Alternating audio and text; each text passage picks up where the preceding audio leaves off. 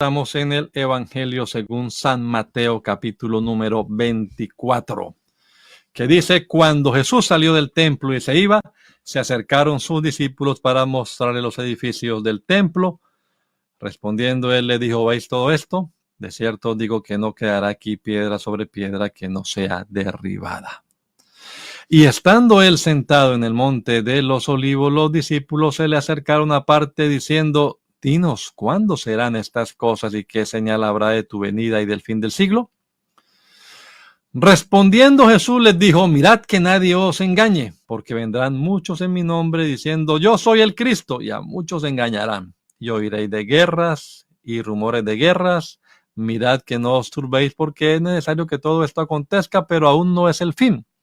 Porque se levantará nación contra nación y reino contra reino, y habrá pestes y hambres y terremotos en diferentes lugares. Y todo esto será principio de dolores. Vamos a dejar hasta allí la lectura. Vamos a enfocarnos hoy, si lo permite el Señor, en estos versículos del 4 al 8 del capítulo 24 del Evangelio según San Mateo. Bendito Dios, aquí estamos delante de tu presencia y esperamos que hoy, Señor, hables a nuestra vida. Que nos des revelación, nos des entendimiento, sabiduría, Señor. Nos ayude de verdad a comprender el tiempo en el que estamos, Señor, y a vivir de acuerdo a él. Y ayúdanos también, Señor, para poder compartir tu palabra con los amigos, los que andan por allí desprevenidos, Señor, y alertarles que el tiempo está cerca. Mi Dios, que tu palabra corra y sea glorificada, Señor, como tu palabra misma lo enseña. En el nombre poderoso de Jesús. Amén. Amén. Bueno, amados hermanos, vamos a meditar un rato en la palabra del Señor. Como les decía al principio, pues ya hay una buena cantidad de programas que usted puede ver si le gusta el estudio sistemático de la palabra del Señor. Pues puede hacer un buen ejercicio tomando un tiempito y oyendo y tomando nota de estos programas que hemos visto y comprobando con las escrituras. No es nada más así hablar por hablar, hay que leer la palabra de Dios para poder comprender bien lo que la Biblia dice. En estos días pasados, ya llevamos un buen rato acá, hemos hablado de Mateo 24. Hemos dicho que este capítulo pues se conoce como el discurso escatológico de Jesús, juntamente con el capítulo 25. El final del capítulo 23, el Señor está condenando la actitud de los religiosos en el tiempo de Israel. Se pronunció el Señor sobre, yo creo que tengo por acá una presentación lista para ustedes. A ver, vamos a mirar. Ajá, aquí la tengo. Les voy a compartir. Aquí estamos. Perdí la conexión un momentico mientras iba a compartir aquí la pantalla con ustedes. Creo que oprimí el botón que no debía. Lamento mucho eso, pero ustedes entenderán, hermanos, son gajes del oficio. Creo que a más de uno le puede haber pasado lo que me pasó a mí. Yo quiero compartir entonces, les digo, una presentación que, a ver, aquí está compartir. Ya. Esta es la primera mitad de la semana 70, es lo que vamos a estudiar del capítulo 24, 4 al 8, las señales de la segunda venida de Jesucristo por su iglesia. Y entonces estamos ubicados ahí en el capítulo 24, que como les decía, pues el Señor está condenando la actitud de los religiosos allí en el pueblo de Israel.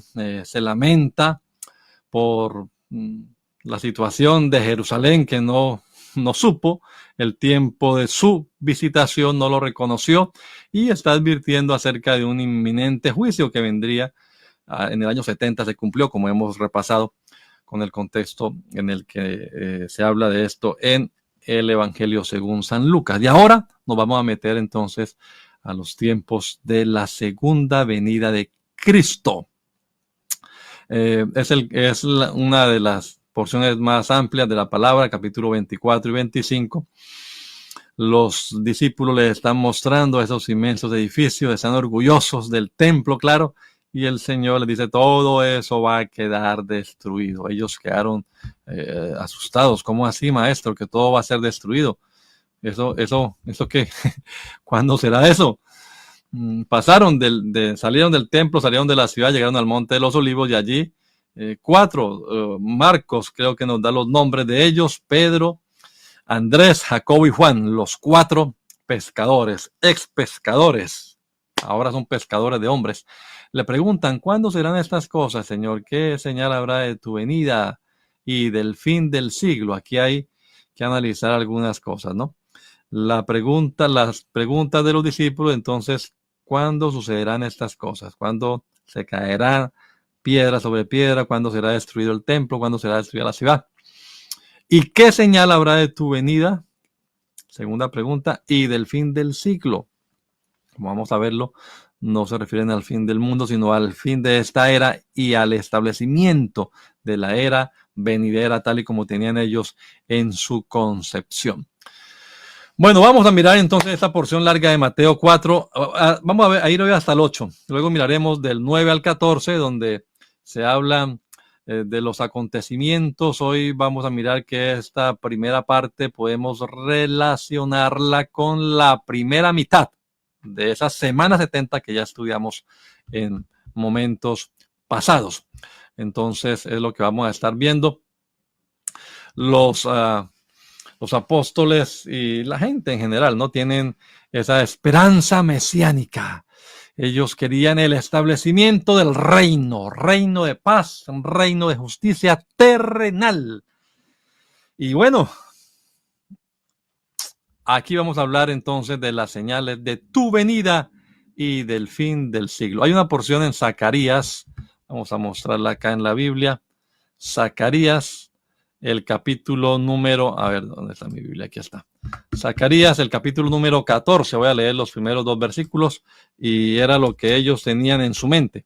Zacarías, a ver cómo es que se escribe Zacarías en inglés. Zacarías, vamos a buscarlo por acá con esto. Ajá. Zacarías, el capítulo número 14, ahí lo tenemos. He aquí el día de Jehová viene, y en medio de ti serán repartidos tus despojos, porque yo reuniré a todas las naciones para combatir contra Jerusalén, y la ciudad será tomada, serán saqueadas las casas, violadas las mujeres, y la mitad de la ciudad irá al cautiverio, mas el resto del pueblo no será cortado de la ciudad. Es una profecía fuerte para Israel, se habla de la destrucción, pero lo que pasó en el año 70 no fue exactamente este cumplimiento, porque ahí sigue hablando, escuche esto: después saldrá Jehová y peleará con aquellas naciones como peleó en el día de la batalla, se afirmarán sus pies en aquel día sobre el monte de los olivos que está enfrente. Esto no ha pasado. Recuerde que decíamos hace unos días, hay que tener en cuenta que en la profecía, aunque sea todo pegadito allí, quizás hay una separación. Podemos nosotros decir que esto tuvo un cumplimiento parcial o un cumplimiento primario, porque también hay una profecía cíclica que se puede ir cumpliendo varias veces, como ya lo hemos explicado. En el año 70 algo de esto pasó, pero aún no se cumplió toda, porque no vino el Señor a pelear por el pueblo de Israel, ni puso sus pies en el monte de los olivos. Así que de ahí usted y yo podemos pensar que a lo que el Señor se refiere aquí no era solamente a lo que pasó en el año 70, sino que hay algo al final de esta era de maldad. Y al final de esta era el Señor vendrá corporalmente y pondrá sus pies, y el monte de los olivos que está enfrente de Jerusalén al oriente se partirá por en medio, y todos dirán: bendito el que viene en el nombre del Señor. Y en aquel día Jehová será uno, y uno su nombre. Son promesas que hay allí en la palabra, y esas son expectativas que ellos también tenían. Bueno, ¿cuándo será que este reino se va a establecer? ¿Cuándo ocurrirán estas cosas de las que estamos nosotros anhelando y esperando. ¿Cuándo irá el pueblo? Bendito el que viene en el nombre del Señor. Lo acaban de decir cuando él entró a la ciudad. Pero también ya lo iban a crucificar pocos días después. Pero ellos incluso en la resurrección, ¿no? Incluso en la resurrección, después de la resurrección, cuando vemos la ascensión de de Cristo al cielo y los apóstoles están ahí reunidos con él en el capítulo 1 del libro de Hechos de los Apóstoles, la pregunta es, Señor, ¿cuándo restaurarás el reino a Israel? ¿Será en este tiempo? Como que la expectativa de ellos estaba como más viva todavía, se había acrecentado después de la resurrección de Cristo, porque claro, el Señor había demostrado que la muerte no tiene poder sobre él, y entonces ahora sí ha llegado el momento de que se proclame rey, y vamos a destruir a los enemigos, y va a inaugurar este reino terrenal y reino perpetuo del que Israel será la cabeza de las naciones. Pero no, no era en esa época, sino que será aquí al final de la gran tribulación, con la segunda venida de Cristo, cuando se inaugurará ese reino tan esperado por el pueblo de Israel. ¿Qué señal habrá de tu venida? Bueno, esto lo mostraré enseguida. ¿Qué señal habrá de tu venida y del fin del siglo? De tu venida. Vamos a quitar aquí la presentación un momentico, porque ya nos puede distraer acá y vamos a hablar de ahora sí. ¿Qué señal habrá de tu venida? Luego venimos aquí a esto para hablar del periodo de la primera mitad de la conocida como la gran tribulación. La palabra que se traduce como venida en el texto griego en el que se escribió el idioma es parusia. De ahí ustedes han oído quizás la parusia de Cristo. Y la gente relaciona esa palabra con la aparición o la venida. Pero hay otros significados, como todas las palabras tienen varios significados. Pues la palabra parusia también significa presencia. Segunda a los Corintios 10:10 aparece esta palabra parusia, pero no aparece como venida, sino como presencia. Las cartas, dicen los hermanos en Corinto, hablando de Pablo, son duras y fuertes, pero su presencia corporal es débil, ¿no? Y su discurso despreciable. Así trataban los hermanos a Pablo, imagínense, los hermanos en Corinto. Pero lo que quiero decir es que la palabra parusia se traduce ahí como su presencia, su parusia. Esa palabra también se usaba para significar la llegada de una persona de alto rango, especialmente si era un rey o era un emperador. Los judíos la habían usado para explicar las apariciones de Dios en la historia de la humanidad. Y por supuesto que esa palabra también se usa para referirse a esa manifestación gloriosa de nuestro gran Dios y Salvador Jesucristo. ¿Qué señales habrán de tu manifestación gloriosa? Y del fin del siglo. El fin del siglo. El fin del siglo no es el fin del mundo. El fin del siglo para ellos era el fin de esta era de pecado, de rebelión, de necedad, el juicio divino, pero también el inicio de un periodo de paz, un reino, el reino davídico prometido, el pacto davídico, el cumplimiento de ese pacto, un Mesías que reinaría, o reinará más bien, perpetuamente. Su reino no tendrá fin. El fin del siglo.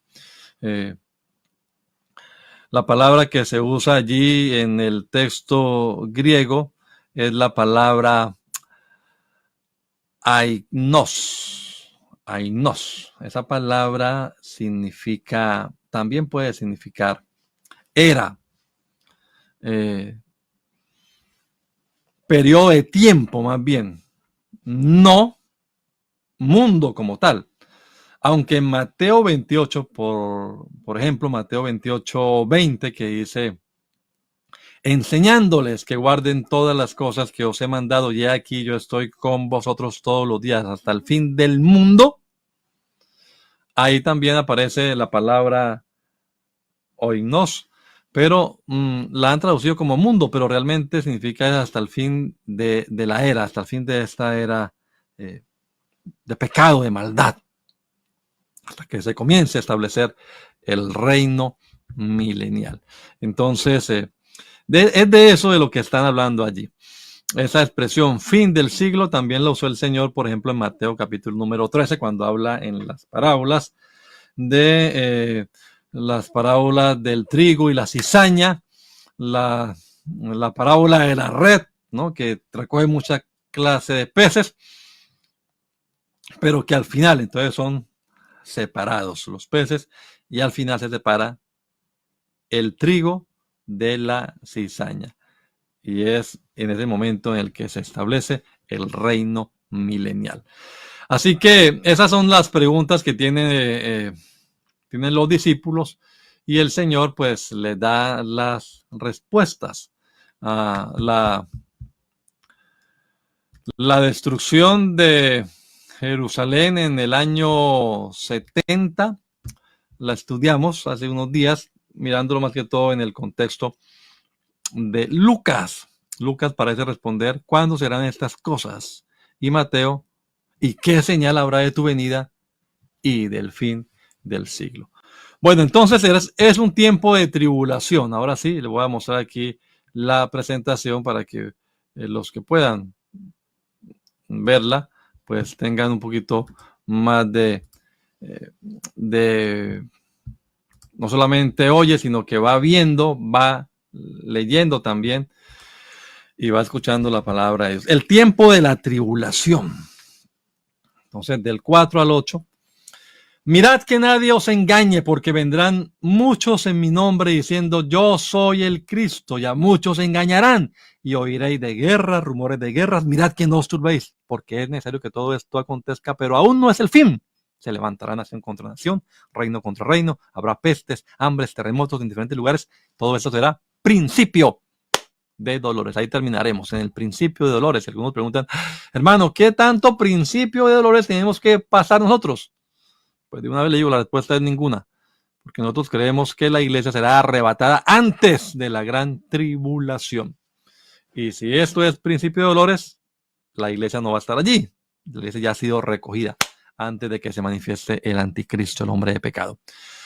Marcos, en su paralelo, dice, mirad que nadie os engañe, porque vendrán muchos en mi nombre diciendo yo soy el Cristo, y engañarán a muchos. Mas cuando oigáis de guerras y de rumores de guerras, no os turbéis, porque es necesario que suceda así, pero aún no es el fin. Se levantará nación contra nación, reino contra reino, habrá terremotos en muchos lugares, habrá hambres, alborotos, principio de dolores son estos. Y también Lucas 21, que ya lo estudiamos. Mirad que nadie os engañe, vendrán muchos en mi nombre, diciendo yo soy el Cristo, y también el tiempo está cerca, mas no vayáis en pos de ellos. Cuando oigáis de guerras y de sediciones, no os alarméis, porque es necesario que estas cosas acontezcan primero, pero el fin no será inmediatamente. Y entonces les dijo, se levantará nación contra nación, reino contra reino, habrá grandes terremotos en diferentes lugares, hambres, pestilencias, habrá terror y grandes señales en el cielo. Esos son los paralelos de Mateo en Marcos y en Lucas. Bien, hagamos entonces un análisis. Vamos a ir despacio, hermano, como me gusta a mí mirarlo, respecto a esta panorámica. Y vamos a hacerlo con respeto también, porque es la palabra de Dios. Respeto por la palabra, no añadiendo, sino, vamos a ver qué es lo que el Señor ha querido revelar, qué es lo que el Señor ha querido mostrar. Una panorámica breve, así, una panorámica. No hay detalles acá y a veces la gente quiere sacar los detalles. Hay un principio hermenéutico que dice, donde la Biblia habla, yo hablo. Donde la Biblia calla, yo callo. Así que aquí se refiere a las señales, algunas señales que acontecerán previas a la venida del Señor Jesucristo a esta tierra con su iglesia. Entonces, es una revelación que da nuestro Señor, son palabras suyas y este discurso pues se ha prestado para muchas interpretaciones, como vamos a verlo ahora, hay muchas perspectivas teológicas, escatológicas y eso genera pues un montón de interpretaciones. Pero no es tan difícil de entender si lo miramos nosotros no con ojos enigmáticos de qué será lo que quiere decir esto y sacando significados ocultos, sino lo miramos más bien tratando de interpretarlo de manera sencilla y literal, lo más directa que sea posible. La interpretación más sencilla, esa es con la que nos debemos quedar y no complicar las cosas allí con significados elaborados. No, vamos a tratar de usar el método que recomendamos, además de interpretación, que es el método histórico-gramatical, o también conocido como el método literal. Entonces, el Señor Jesucristo comienza a describir los acontecimientos previos a su venida. Y este periodo tiene que ver con esa primera mitad, entonces, estos versículos de ese periodo conocido como la Gran Tribulación, que veíamos también la vez pasada, es la semana 70. Entonces vamos a hablar de la primera mitad de esa semana 70 del libro de Daniel. La mitad del periodo de 7 años que precederá a la segunda venida de Cristo. Y vamos a ver que tiene alguna similitud con lo que habla también el libro de Apocalipsis. De ahí yo quiero mirar la palabra de Dios también y compartirla con ustedes. Pero antes voy a hacer un paréntesis aquí. Y el paréntesis que voy a hacer lo hago para explicar que hay diversas posiciones. Yo hoy aquí ya he hablado un poquito acerca de eso, pero de todas maneras quiero recordarlo. Hay diversas posiciones respecto a lo que acontecerá al final. Y nuestra posición general, en términos generales, porque hay sus excepciones, hay hermanos nuestros que creen que la iglesia pasará por la gran tribulación o que llegará a pasar hasta la mitad de la tribulación. Eso es respetable. Pero la mayoría, el consenso general de la Iglesia Pentecostal Unida Latinoamericana, creemos que la iglesia no pasará por la gran tribulación. Es decir, tenemos una postura pretribulacional. La iglesia será recogida antes que empiece este periodo. Esa es una postura. Por supuesto, creemos en las dispensaciones, una postura dispensacional, pretribulacionista y premilenarista, porque vendremos con el Señor antes de que se inaugure el milenio. Vendremos e inauguraremos ese reino. Seremos reyes y sacerdotes para Dios. Y reinaremos con Él sobre la tierra. Promesas que tenemos nosotros. Esa es la postura que en mi presentación acá, y lo he hecho y lo he explicado, es la que presento. No soy amilenarista. Los amilenaristas, ellos dicen que pues que no habrá arrebatamiento de la iglesia, eso no tendrá lugar y tampoco habrá un conocido reino milenial, pero se llaman amilenaristas. Ellos niegan que habrá un arrebatamiento y un milenio. Otros, como les decía, ellos creen que la iglesia pasará por la gran tribulación y que después de la tribulación, entonces ahí sí la iglesia será arrebatada para venir con Cristo. Ahí mismo, pues, son los llamados post-tribulacionistas. Hay algunos premilenaristas de la llamada teología del pacto que tienen ese punto de vista, la sostienen. Y también esa misma postura de los postmilenaristas la tienen los que creen que Cristo volverá a la tierra después del milenio. Entonces, post-tribulacionistas y postmilenaristas. Y hay otros que creen, como les decía, que la iglesia pasará hasta la mitad. Este periodo para ellos ellos sí pasarán, los que creen así, ellos creen que sí pasarán, por este principio de dolores. Entonces, otra postura que cree que el arrebatamiento ocurrirá en la mitad de la tribulación y que realmente la gran tribulación es los últimos 3 años y medio de esta semana 70. Cierro ahí el paréntesis. Entonces hay esas 4 posturas, los pretribulacionistas y premilenaristas, que es la que representa el servidor, y así la mayoría de los hermanos de aquí pensamos.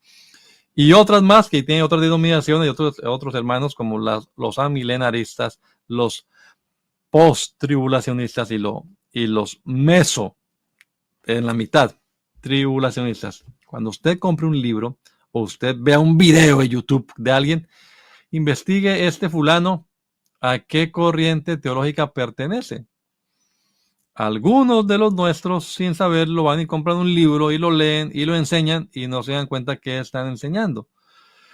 Por eso, hermanos, sí es importante el estudio sistemático de la palabra de Dios. Todos estamos de acuerdo en lo que la Biblia dice. Lo leemos y decimos amén.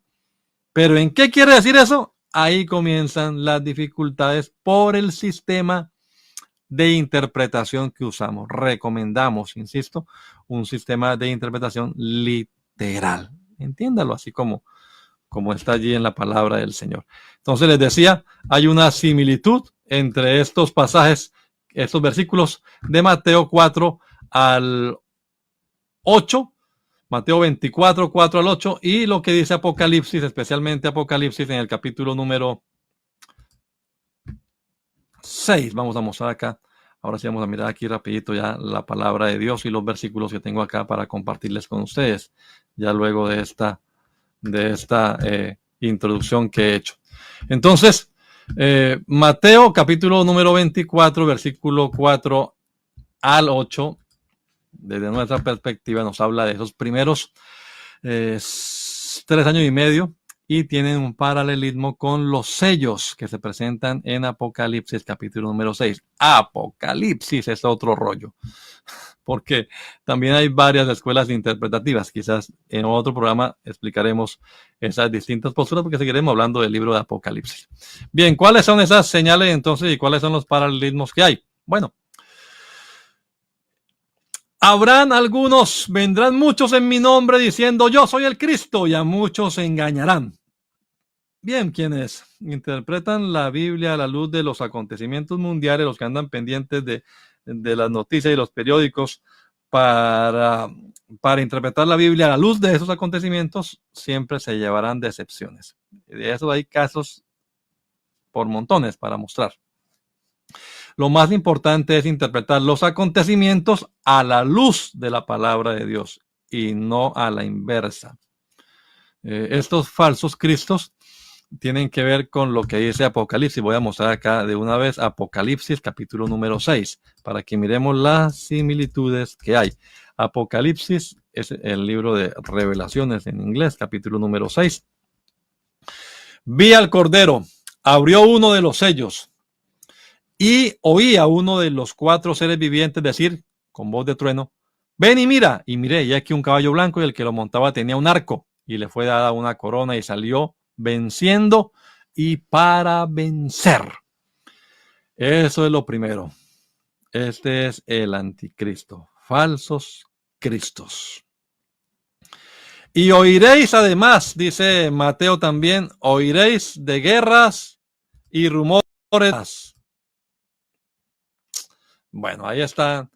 Yo creo que no hace, ¿qué le digo? No es necesario pues argumentar mucho con esto de las guerras, rumores de guerras. Mirad que no os turbéis, porque es necesario que todo esto acontezca, pero aún no es el fin. Se levantará nación contra nación, reino contra reino. Violencia a nivel mundial, hermanos. No únicamente hay guerra en Ucrania, no únicamente hay guerra en el Medio Oriente. Hay conflictos y violencia a nivel mundial. No hay paz para los malos, dijo Jehová. Isaías 48, 22. Guerras y rumores de guerras. Apocalipsis sigue diciendo en el capítulo número 6, el versículo 3, cuando abrió el segundo sello, oí al ser viviente que decía: ven y mira, y salió un caballo bermejo. y al que lo montaba le fue dado poder de quitar de la tierra la paz y que se matasen unos a otros, y se le dio una gran espada. Se levantarán recíprocamente una nación contra otra, violencia a escala mundial. Son las señales que presenta Mateo. ¿Qué otra? Pestes, hambrunas, habrá pestes y hambres. Tampoco necesito aquí argumentar mucho de todo lo que ha pasado en la naturaleza y que incluyen pestes y hambres. Y todo esto, hermanos, no será comparable con lo que falta por venir cuando la iglesia sea arrebatada. ¿Qué dice? Bueno, el tercer sello es hambruna. Y el cuarto va acompañado también de muerte. Vamos a mirar aquí el libro de Apocalipsis, capítulo número 6, versículo 5. Cuando abrió el tercer sello, oí al tercer ser viviente que decía: ven y mira, y aquí un caballo negro, y el que lo montaba tenía una balanza en su mano, y una voz en medio de los cuatro seres vivientes decía: 2 libras de trigo por 1 denario, 6 libras de cebada por 1 denario, pero no dañes el vino ni el aceite. Está hablando de alimentos. Cuando abrió el cuarto sello, oí la voz del cuarto ser viviente que decía: ven y mira, y miré, y aquí un caballo amarillo, el que lo montaba tenía por nombre Muerte, y el Hades le seguía, y le fue dado potestad sobre la cuarta parte de la tierra para matar con espada, con hambre, con mortandad y con las fieras de la tierra. El quinto sello, ahí están las almas de los que han sido muertos por causa de la palabra de Dios y el testimonio que tenían, y clamaban a gran voz: ¿hasta cuándo, Señor santo y verdadero, nos juzgas y vengas nuestra sangre en los que moran en la tierra? Y se les dieron vestiduras blancas, y se les dio que descansar un poco de tiempo todavía hasta que se completara el número de los consiervos y sus hermanos que también habían muerto por ellos. El martirio también.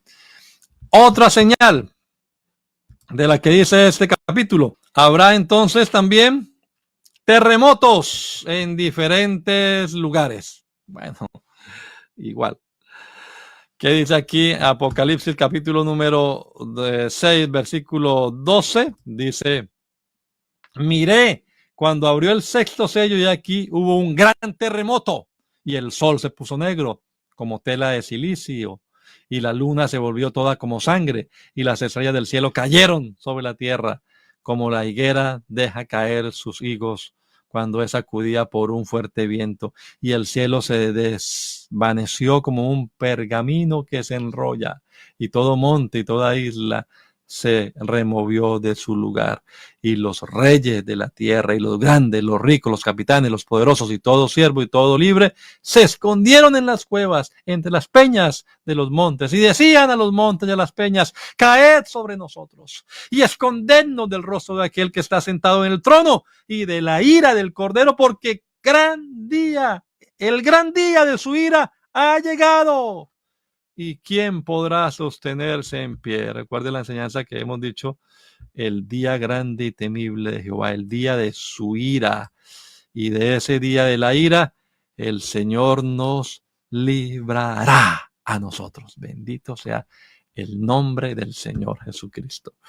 Y por último, ¿qué dice Mateo? Bueno, y también no se asusten, porque esto no es el fin, todavía no ha llegado. Esto nada más es principio de dolor, es decir, lo peor está por venir. Sí, entendemos que obviamente la enfermedad, el dolor, la muerte viene por consecuencia del pecado, y entre más pecado haya, pues más dolor y más situación terrible física hay también. Pero es preocupante, por ejemplo, la rebelión que se ve hoy en día, la actitud desafiante del hombre contra su creador. Hoy en día, hermanos, el hombre ignora, vive como si no hubiese Dios ni ley. Pero sí hay Dios y también hay ley. Pero el ser humano en general, el mundo, trata las cosas de Dios con una indiferencia que es ¿qué le digo? Alarmante, preocupante. Principio de dolores, dice acá. Hay algunos ejemplos de algunas citas del Antiguo Testamento en Miqueas, en Isaías, que habla de los dolores como la mujer encinta. También vamos a mirar este versículo acá, en primera a los Tesalonicenses, el capítulo número 5. Ese lo hemos leído varias veces. Primera a los Tesalonicenses, el capítulo número 5. Dice el versículo número 3. Que cuando digan paz y seguridad, vendrá sobre ellos destrucción repentina como los dolores a la mujer encinta y no escaparán. Esto está hablando después del arrebatamiento. Nosotros fuimos arrebatados aquí en el capítulo número 4. Al final, seremos arrebatados juntamente con ellos para recibir al Señor en el aire y así estaremos siempre con el Señor. Alentémonos unos a otros con estas palabras. Y los tiempos y las ocasiones, ay hermano, el día del Señor grande y temible vendrá. Y cuando digan paz y seguridad, el tratado de paz que van a firmar, vendrá sobre ellos destrucción repentina como los dolores de la mujer encinta y no escaparán. Pero no es, apenas estamos en la mitad, faltan todavía unos 3 años y medio más de terrible sufrimiento.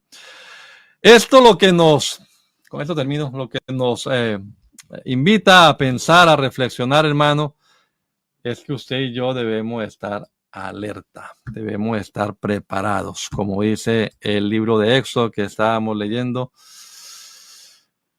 la semana pasada, o esta semana terminamos de leer Éxodo.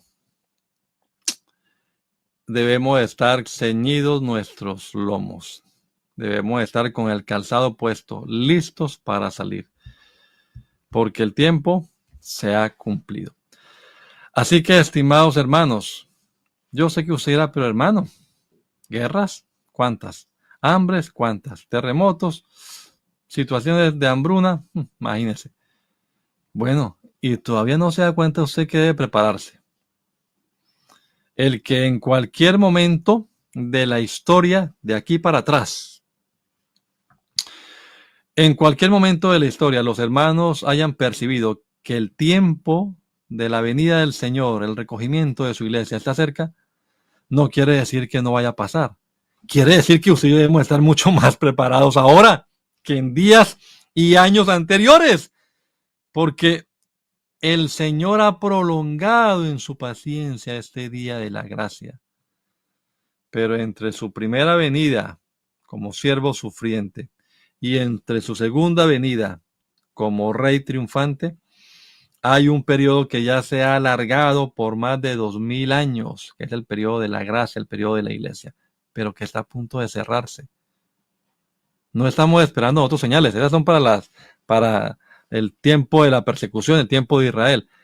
Nosotros nos vamos de aquí antes, entonces debemos estar preparados, ¿sí o no? Pues por supuesto que sí. Estemos alerta porque el que ha de venir vendrá y no tardará. Usted y yo debemos estar como cristianos, como con la iglesia, debemos estar listos, apercibidos para recibir al Señor en el aire y así estaremos para siempre con el Señor. Este mundo sufrirá esta terrible tribulación que hemos hablado y lo que veremos, porque lo que viene es peor. Y usted, estimado amigo, yo le invito, hombre, arrepiéntase. Crea en Jesucristo, obedezca su palabra, bautícese en agua en el nombre de Jesús para perdón de los pecados. Usted será lleno del poder del Espíritu Santo y el día que aparezca Cristo por su iglesia, saldremos a recibirle a Él. Usted también con nosotros, pero se está preparado. Si no, bueno, ya el tiempo se ha cerrado, el tiempo de los gentiles y lo que viene. No vamos a entrar aquí a la discusión, hermano, y no habrá oportunidad de salvación después del arrebatamiento. ¿Y por qué no es salva ahora? No pregunte por eso, más bien pregunte qué debo hacer para ser salvo ahora. Y le diremos, como dijo Pedro, arrepiéntase, bautícese en el nombre de Jesucristo para perdón de sus pecados y usted podrá recibir el don del Espíritu Santo también. Ayer hablábamos con el hermano Alonso Galindo vía telefónica y él estaba diciendo, Nosotros los pastores, los predicadores, tenemos una gran responsabilidad. Cuando le negamos el bautismo a alguien, le estamos reteniendo sus pecados. Por alguna causa, decía el hermano Alonso, yo me he visto obligado a negarle el bautismo a alguien. Estoy reteniéndole sus pecados. A quien se los retuviere, le serán retenidos, pero a los que los perdonare, les serán perdonados. El bautismo en agua en el nombre de Jesús sigue siendo para perdón de los pecados. Y en ese perdón de pecados tenemos nosotros vida. No se demore tanto. Bautícese en el nombre de Jesús y reciba perdón de pecados por su nombre.